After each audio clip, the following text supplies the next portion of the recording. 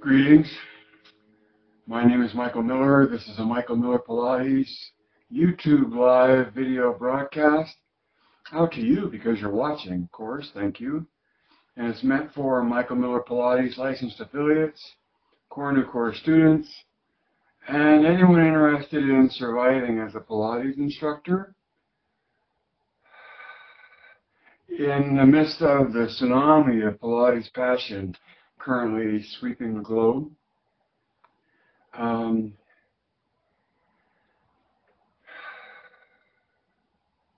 very lucky to have a former student, then teacher, then translator of Michael Miller Pilates, staying with me while she assists in some spiritual work with a famous shaman from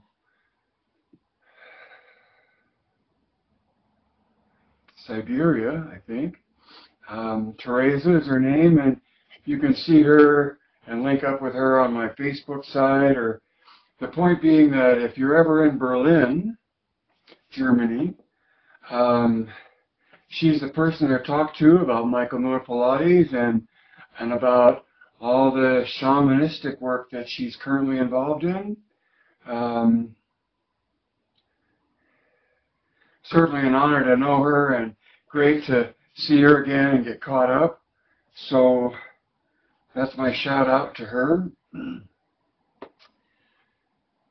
then my first title, that I usually have titles when I'm in Facebook, and my first title is email, Facebook, YouTube, like question marks after those three words, because I've been more inclined to be sending emails lately because I signed up for a month and got added for a second month before I was ready on Constant Contact. And so there's a good number of people that will open my emails that are on my email list that still are not involved in Facebook and perhaps not even YouTube.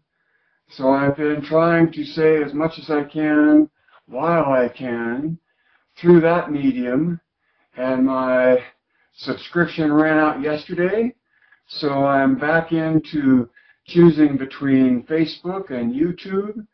As I've said before, Facebook is a very narrow audience, and Facebook only allows what you put out there to be exposed to a very limited number of your friends. And here on YouTube, you have, if you do it, more control over the actual recordings, and those recordings are available to a worldwide audience without filter. And so when I came back to doing a video recording, it seemed that YouTube is the place to actually get more bang for my buck and hopefully reach you. In case you've never come across me at Michael Miller on Facebook, which is where I do most of my recording. Yes, I have a business kind of thing at Michael Miller Pilates on Facebook, but there's very little information there. If you want a history, a long history, over a year and a half of recordings of the Michael Miller View and what Core News is about, your biggest source of catch-up, not that goes on a hamburger, but catching up to what I've been saying over the last 596 days, then yes, there is some on Facebook. I encourage you to watch that, although I meant to say YouTube. And then there's a few, or there's not as many on YouTube. Okay? So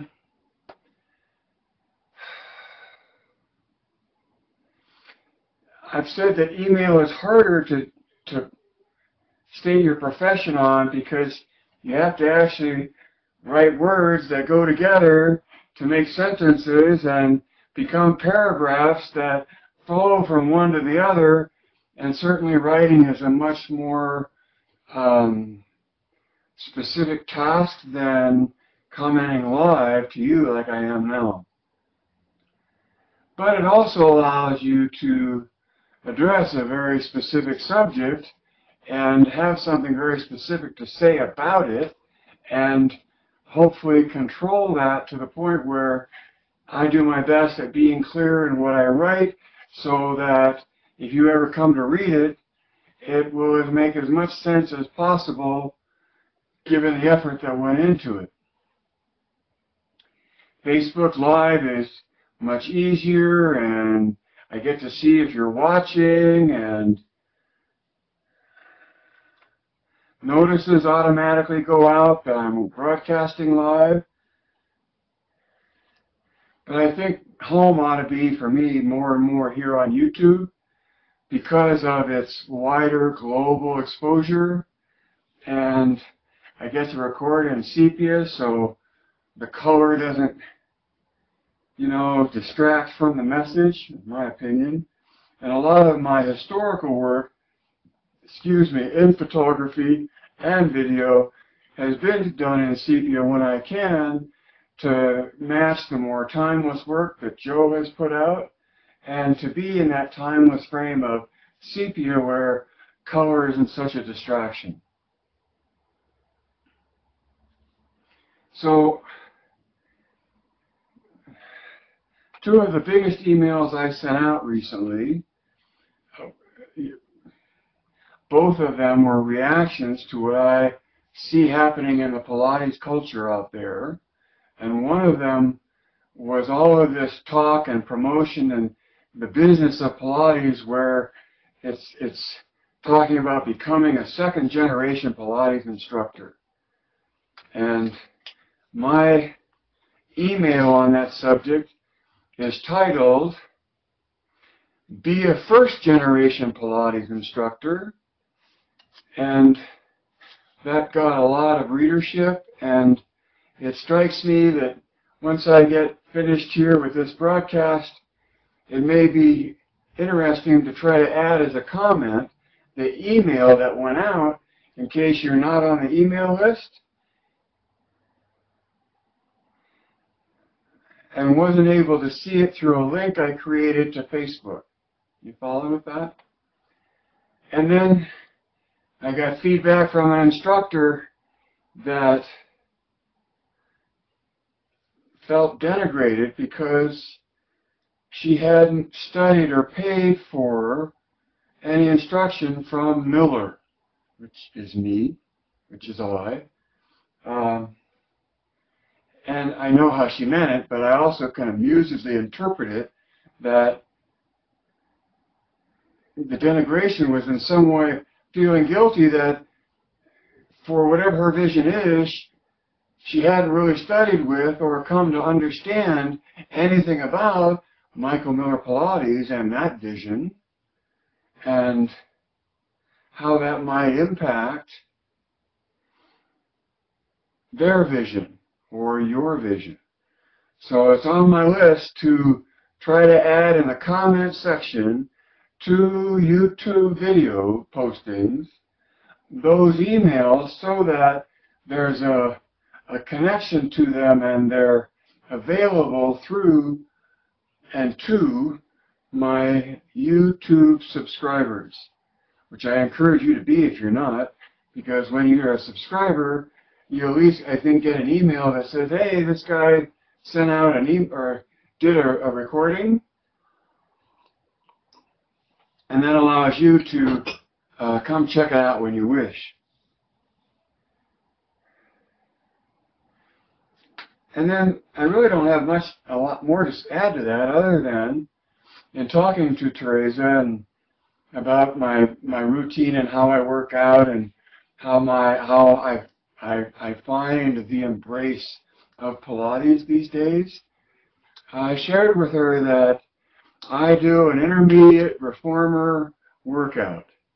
And to me, that you can go at hermit.com under lists of reformer and look at the intermediate list, and that's the list of movements that I do on a daily basis. And the routine of it being daily builds up its own significance and depth of impression, and then the familiarity with the exercises See, I don't press myself, and I'm not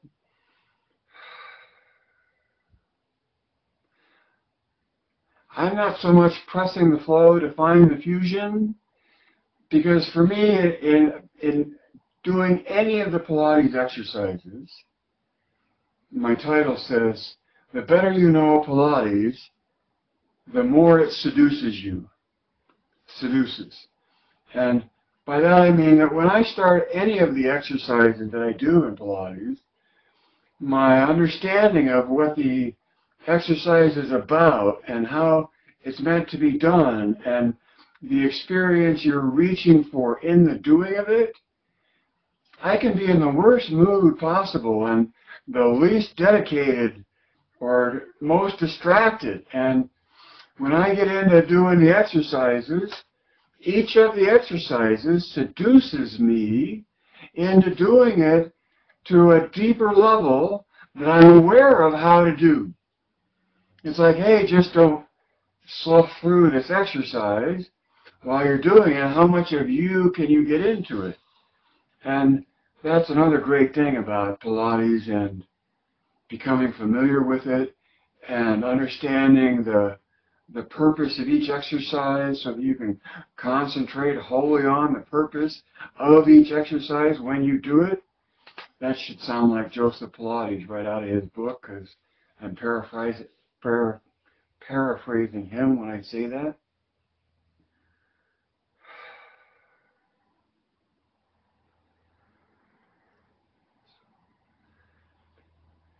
And hearing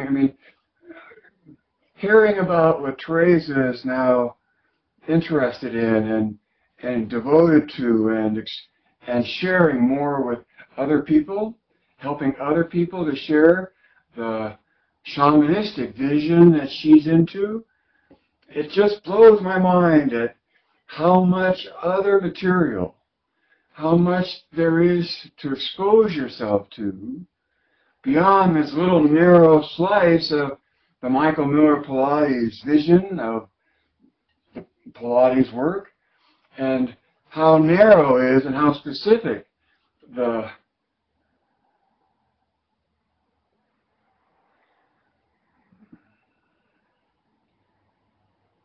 point of core new tension.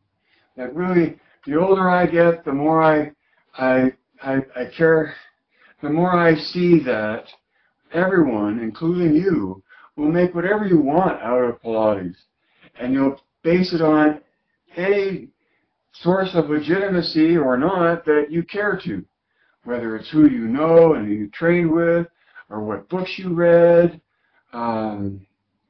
or having seen it performed, anything.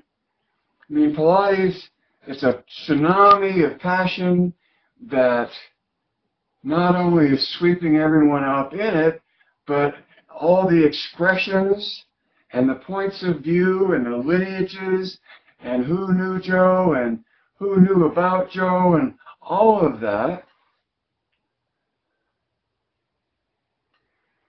I think will force anyone passionate about Pilates and their interest in being distinguished in their view of Pilates and distinguished in their ability to offer something more than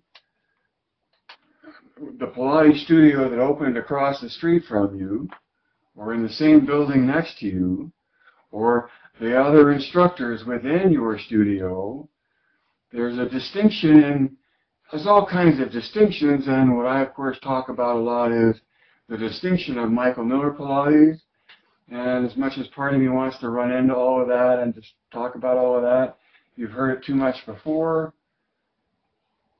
And then separate from the Michael Miller view of Pilates is the biomechanical fact. I consider it a fact. I suggest you look at it that way as well until someone disproves it. And it's pretty hard to disprove oppositional rotation between axes as creating a tension of its own. And that core new tension is my contribution to you my contribution to humanity, to all humans interested in moving through space, because in my opinion, it's impossible not to move through space without some degree of engagement of core new tension. And to the extent that you're aware of what core new tension is and how it affects the condition of your body and when you engage in it,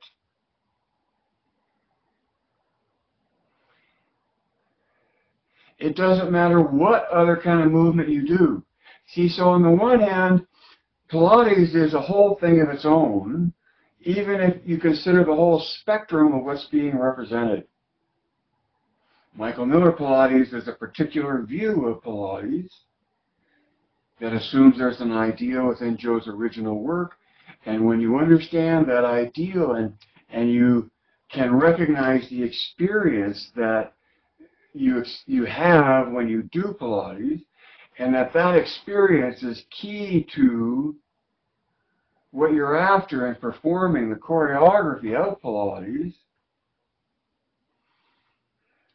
that makes it a pretty solid view of Pilates that you can add to whatever else you know and whatever other authority you claim.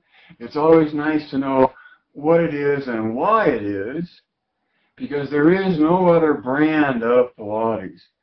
No other part of the culture, no other lineage, nobody that knew Joe that can sit down with you and explain to you why Pilates is what it is, like I can and like I have in countless videos.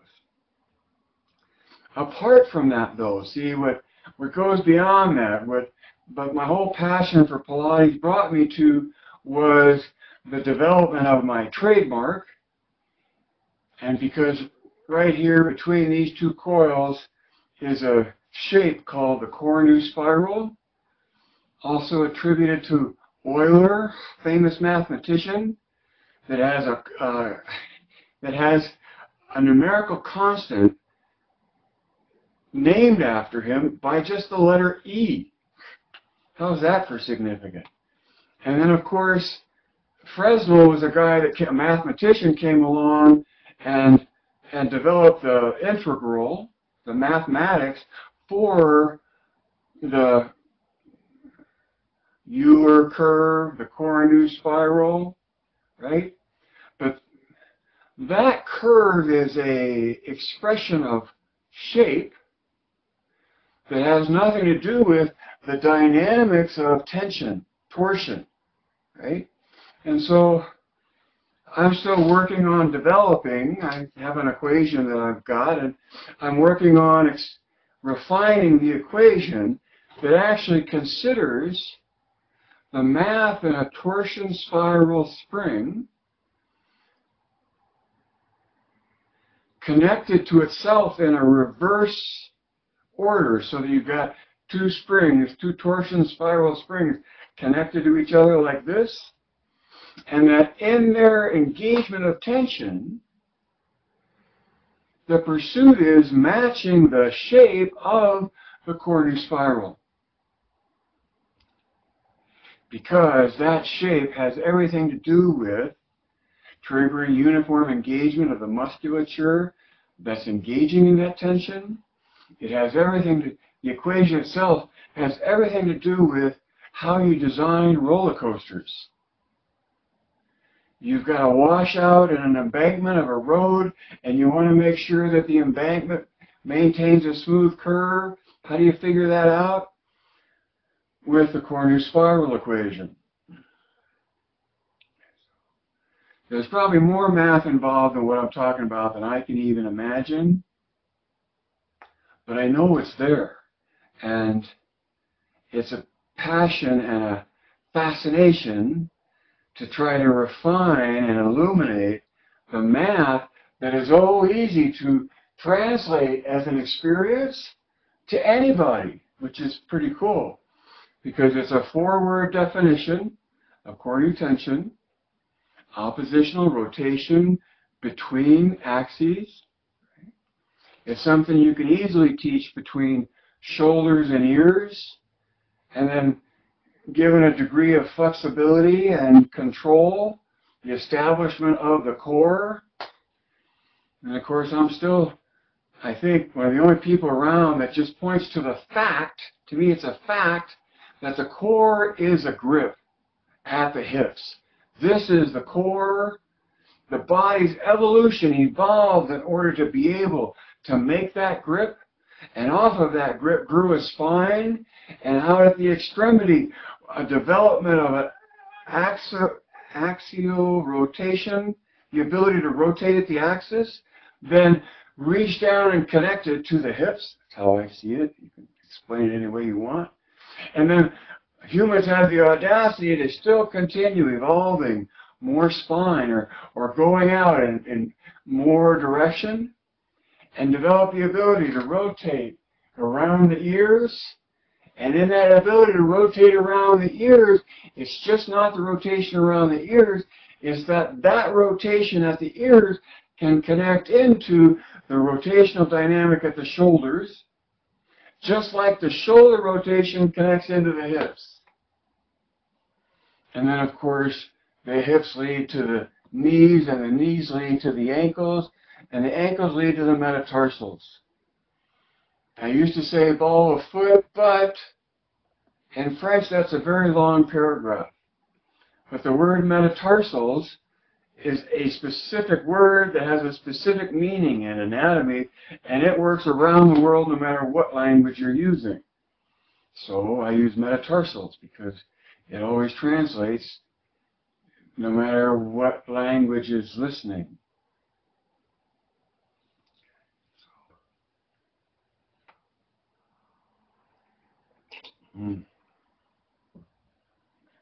So I think that's it for today.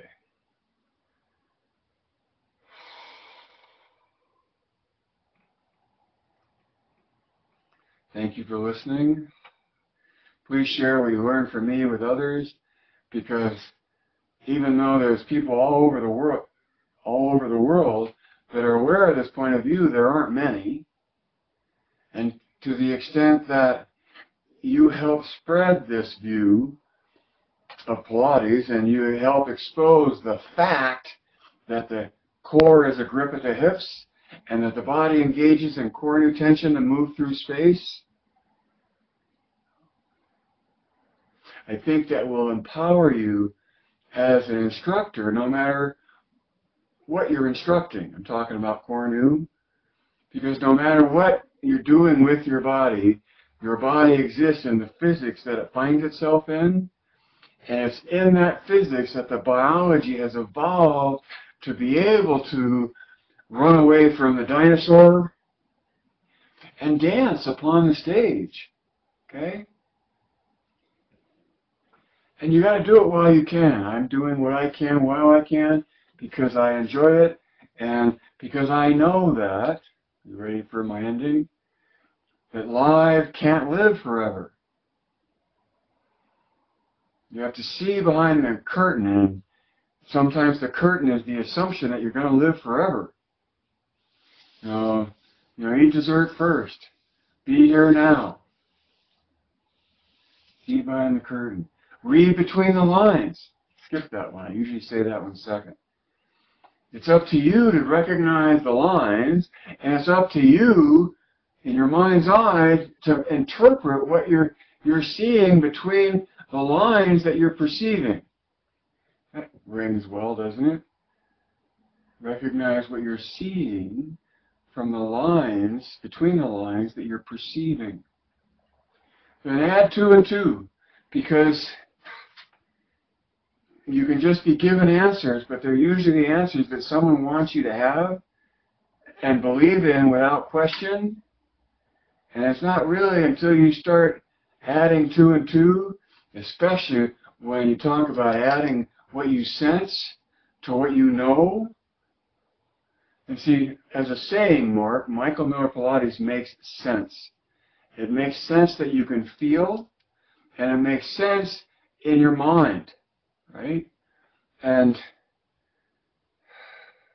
it's up to you to add your senses and your intellect to become a more totally coordinated human being. And then with that, you can direct your thinking, right? And then all of that hopefully makes you more acutely aware of your presence in and your participation in the last word of my broadcast, which is always Geist. Geist. Geist.